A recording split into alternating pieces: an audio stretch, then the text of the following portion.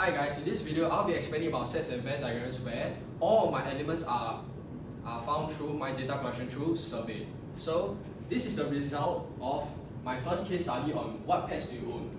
So let's talk, no worries, we'll be talking about every single set notation so you know every single thing. So first, the universal set. The universal set consists of all elements within it, which consists of set C, set D, and this complicated set right over here.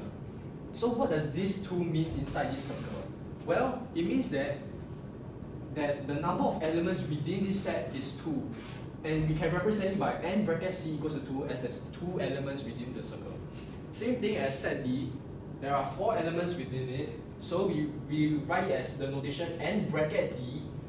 What does n mean? N means is the number of elements within. So what does D mean? D is the set, and 4 is due to 4 elements. So now that we know that, let's talk about the complicated one, the C union D prime, which is this. So what does this mean? So first, let's talk about C union D.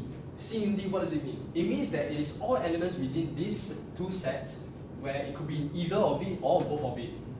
It can be represented by also the notation U. Let me show you some examples how it could be represented. Well, you see, union, it could be where elements are in either of it, or it could be in either and both of it. Now that we know what C union D is, let's talk about the complement set, or we can call it as the prime. What does it mean? Well, it just means that it is all elements outside of this set. Now that we know that, if you go back to the bigger picture, now you can see what C union D prime means. It is everything outside of these two sets. That's why they are here. So now let's talk about the next case study where we talk about the type of transport. So I got through my data collection, this is the result of it. And as always, the universal set is all the sets within this and the elements within it.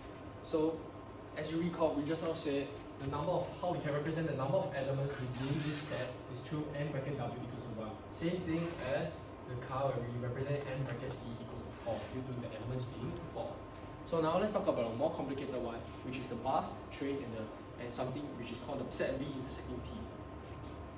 So, do you know why in the first place, why is the number of elements in set B7 and why is the number of elements in set T5? Well, it's really because of the middle thing where we call the B intersection of T. So let's move on to the definition of the intersection. The intersection refers to the element which is common between these two sets. That means in these two sets, they have this element.